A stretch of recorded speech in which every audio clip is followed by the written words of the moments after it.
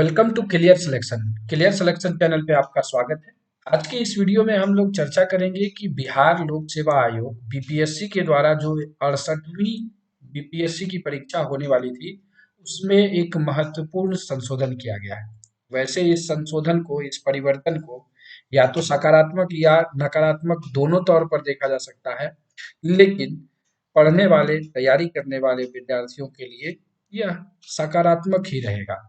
जैसे कि सबसे पहला अपडेट किया गया है आपको प्रीलिम्स एग्जामिनेशन से संबंधित, जिसमें कि आप ही लोगों से, मतलब हम ही लोगों से यह 3 ऑप्शंस पूछे गए थे, जिसमें कि मैंने जो वीडियो बनाया था उसमें भी मैं बताया था कि आपको मैं नॉर्मल मेथड लूँगा वहाँ पर कि सभी प्रश्नों पर नकारात्मक अंक होने चाहिए। और वही चीज़ यहाँ पर बीपीएससी ने सर्वे के द्वारा फिर अप्रूव कर दिया कि नेगेटिव मार्किंग को इंट्रोड्यूस कर रही है। साथ ही साथ वो सभी 150 प्रश्नों पर नकारात्मक होगा। कितना होगा? तो 1/4। अगर आप 4 सवाल गलत करते हैं तो आपका एक सही सवाल भी हट जाएगा। तो अंकन नकारात्मक का कितना हुआ? 0.25 का अंक दंड स्वरूप दिया गया है। अगर आप गलत उत्तर देते हैं तो भी यह दंड काटा जाएगा। अगर आप एक से अधिक उत्तर देते हैं तो उसे भी गलत उत्तर माना जाएगा और उसके लिए भी यह दंड लिया जाएगा। लेकिन अगर आप उत्तर में कुछ भी अंकित नहीं करते हैं और खाली छोड़ देते हैं तो कोई भी दंड के रूप में मार्क्स नहीं काटा जाएगा। ये तो हो गया आपको प्रीलिम से लेकर के एक बहुत बड़ा अपडेट, जो कि सकारात्मक है। लेकिन दूसरा जो पहलू है वो है वैकल्पिक विषय, ऑप्शनल सब्जेक्ट को लेकर के, जिसमें कि स्केलिंग और नॉर्मलाइजेशन की समस्या थी। लोगों ने यह आरोप लगाया था कि वहां पर नॉर्मलाइजेशन किया जाता है, किसी भी तरीके से स्केलिंग मार्क किया जाता है, मतलब पेज देख लिया गया, कौन कितने शब्द लिखा है, कितना बड़ा उत्तर लिखा है। इन सब चीजों पर जो लोगों का आरोप था, उस स्केलिंग और नॉर्मलाइजेशन की समस्या के लिए आयोग ने एक तोड़ निकाला, जो तोड़ कुछ हद तक ही सही माना जा सकता है। जो हम लोग जैसे लोग जो लिखने में विश्वास रखते हैं, उनके लिए, उन लोगों के लिए 5 से 10% लोगों के लिए जो है ये चीजें थोड़ी सी ऑकवर्ड लग रही है। जिस तरह से हम लोग तैयारी कर रहे थे पिछले मतलब कि बहुत सालों से, कि ऑप्शनल के लिए पूरी तरीके से तैयारी करते थे, पूरा गहन अध्ययन करते थे, उन सब चीज़ों पर ये एक थोड़ा-सा नकारात्मक प्रभाव देगा। लेकिन जो न्यू कमर्स हैं, जो नए लोग बीपीएससी के मैदान में उतर रहे हैं, उनके लिए यह सुनहरा मौका होगा। क्यों? क्योंकि अब एक तरह से मानिए तो यह ऑब्जेक्टिव एग्ज़ाम ही हो गया। जैसे कि इसमें मेंस में सामान्य हिंदी आपका रहेगा 100 अंक का, जिस 3 घंटे की अवधि होगी। इसमें पास होना ज़रूरी है, तो नॉर्मल ही सारे लोग हिंदी में पास ही हो जाते हैं। के बाद जीएस 1 और जीएस 2, ये दोनों 300-300 अंकों का होगा, जो कि 3-3 घंटे का जिसका एग्जाम होगा। साथ ही साथ जो ऐसे है वो भी 300 अंकों का होगा और 3 घंटे का एग्जाम होगा। तो जैसे कि ऐसे देख लीजिए, यहाँ पर 300 अंकों का कर दिया गया है। जैसा कि यूपीएससी में 250 अंक का ऐसे होता है, अब उससे भी ज्यादा वास्ट आपको यहाँ पर ऐसे जो है, ये बहुत ही डिसाइडिंग फैक्टर होगा कि आप निबंध को कैसे लिखते हैं। ये आपके मेंस में काफी अहम योगदान देता है और देगा भी। साथ ही साथ जो वैकल्पिक विषय था, जो पहले लिखित होता था, उसे अब एमसीक्यू आधारित कर दिया गया। महज 100 प्रश्न पूछे जाएंगे और 3 घंटे होगा। और एक तो ठीक है, अगर आपने वैकल्पिक विषय को ऑप्शनल कर दिया तो कोई बात नहीं, ठीक है।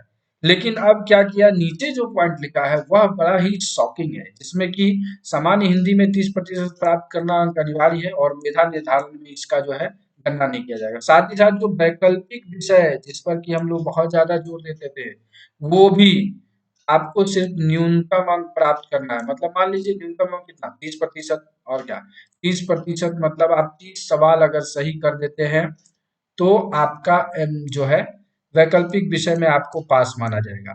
साथ ही साथ मेधा निर्धारण के प्रयोजनार्थ हेतु इसकी गणना नहीं की जाएगी। ये बहुत बुरा चीज है, ये गलत है। और इसको आयोग को इस बात पर ध्यान देनी चाहिए कि ये जो मेधा निर्धारण से हटा दिया, तो इसका मतलब फिर ऑप्शनल ले क्यों रहे हैं? फिर ऑप्शनल का कोई औचित्य नहीं रह जाता है। साथ ही साथ अगर आपने, एक सुझाव है हमारी तरफ से, कि अगर पढ़ने वालों को इतना ही फायदा देना था स्केलिंग नॉर्मलाइजेशन का, तो इस 100 नंबर को जो है ऑप्शनल का, इसको कंपलसरी करते, मतलब कि इसका भी नंबर जो है आपको इसमें मेधा सूची में जुड़ना चाहिए। साथ ही साथ इसको भी आप नकारात्मक कर देते, निगेटिव कर देते, ताकि जो है अगर लोग इसमें भी गलतियां करते और फिर जाकर के उनको मेरिट लिस्ट में आने में दिक्कत होती।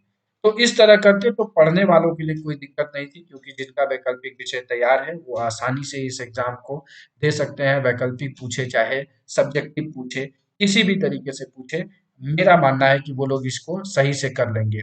तो इसमें पासिंग मार्क्स को हटा करके इसको भी इसका नंबर मेधा सूची में जोड़ा जाए, और साथ ही साथ उसमें अगर बहुत ज्यादा हार्ड करना है, जैसे कि अब ऑब्जेक्टिव कर दिया तो नए लड़के जो कभी ऑप्शनल के सब्जेक्ट को जान भी नहीं रहे हैं, हिस्ट्री ऑप्शनल रख लिया और टका टक अपना टिक करेंगे और चले जाएंगे।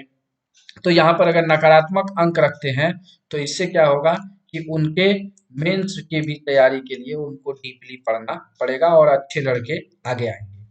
साथ ही साथ जो है एक ही वैकल्पिक विषय आपको रखना है, जो आपको वैकल्पिक विषय की सूची है उसमें। अब आपके लिए जो महत्वपूर्ण चीज है वो है GS1, GS2 और ऐसे। ये जो 900 अंकों का पेपर है, ये आपके लिए बहुत ही उपयोगी और यही आपके लिए डिसाइडिंग फैक्टर है। अगर मेरी तरफ से पूछा जाए तो ये निबंध का जो पार्ट है ये बहुत बड़ा डिसाइडिंग फैक्टर होगा मेंस में मेरिट लिस्ट के लिए। एक और अपडेट ये दिया गया है कि इस प्रकार की सूचना दी गई है, तो संभावित क्या है, ये एकदम होना ही था कि एग्जाम के डेट बढ़ाए जाएंगे, और जो को 20/12 से बढ़ा करके 30/12 तक किया गया है। मतलब आप अभी भी फॉर्म भरने का डेट है, आप उसको भरिए। साथ ही साथ 10 जनवरी तक जो है इसमें क्या किया गया है, इसको एडिट करने का ऑप्शन दिया गया है। साथ ही साथ बीपीएससी बिहार पर जाकर के आप इस फॉर्म को भर सकते हैं। अगर आपने वो फॉर्म भरने वाला मेरा वीडियो नहीं देखा है तो इसी चैनल पे है, उसे जाकर के चेकआउट कर लीजिएगा, और ये अपडेट 20/12 को दिया गया है। तो अब आप लोग कमेंट करके बताइएगा कि ये अपडेट कहाँ तक, किन किन चीजों में और सुधार चाहिए। अगर आप इस अपडेट में कुछ देते हैं तो फिर हो सकता है आयोग इस पर कुछ और विचार करे। तो चलिए वीडियो को यहीं समाप्त करते हैं। अगर वीडियो और ये जानकारी अच्छी लगी हो तो लाइक करिएगा, साथ ही साथ चैनल पे जुड़े रहिएगा। वीडियोस नहीं आ रहे थे उसका रीजन यही था कि हम अपडेट देखना चाह रहे थे कि क्या कुछ आयोग कर रही है। अपडेट आ गया है। अब आप लोगों को एक क्वालिटी बेस्ड फ्री के लिए हम लोग लेकर के चलेंगे, क्योंकि 12 फरवरी को प्रीलिम्स एग्जामिनेशन जो है वो संभावित है। तो उसके लिए आपके लिए ऑब्जेक्टिव क्वेश्चंस जो बहुत अच्छे हों और आपके लिए सवाल बन सकते हो एग्जाम में, लेकर के आएंगे। इस वीडियो में इतना ही। इस वीडियो को अगर अच्छा लगा हो तो लाइक करिएगा, चैनल पे पहली बार आए तो सब्सक्राइब करके बेल आइकन प्रेस कर दीजिएगा। Thanks for watching this video.